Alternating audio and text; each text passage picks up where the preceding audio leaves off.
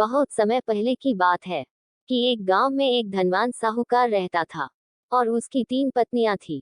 साहूकार अपनी पहली पत्नी से बहुत प्यार करता था।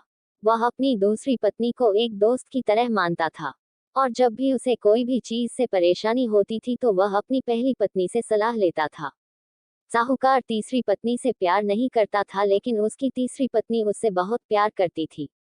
साहूकार हमेशा अपने कामों में बहुत ही बिजी रहता था। एक दिन साहूकार की तबीयत बहुत ही खराब हो गई और इतनी ज्यादा खराब थी कि उसके बचने की बहुत ही कम उम्मीद रह गई। साहूकार की एक इच्छा थी कि वह अकेला नहीं मरना चाहता था।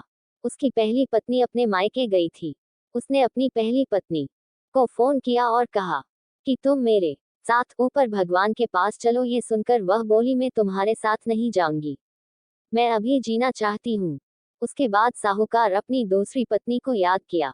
जब उसने सुना कि उसका पति उसे अपने साथ ले जाना चाहता है तो वह उनसे बोली, मैं अभी जवान हूँ, मैं आपके साथ नहीं जाऊंगी और आपके मर जाने के बाद मैं दूसरी शादी कर लूंगी। ये सुनकर साहूकार बहुत ही दुखी हुआ और मन ही मन बहुत उदास हो गया और अपनी तीसरी पत्नी को बुलाया ही नहीं। वह सोच ही रहा था कि उसकी तीसरी पत्नी खुद चलकर आ रही है और बोली, मैं आपके साथ चल रही हूँ।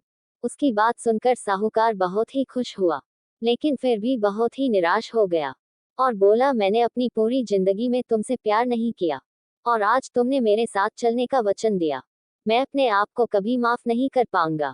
ऐसा साहूकार ने कहा। इस कहानी से हमें यही सीख मिलती है कि प्यार उससे करो जो तुमसे प्यार करते हो, उससे नहीं जिससे तुम करते हो।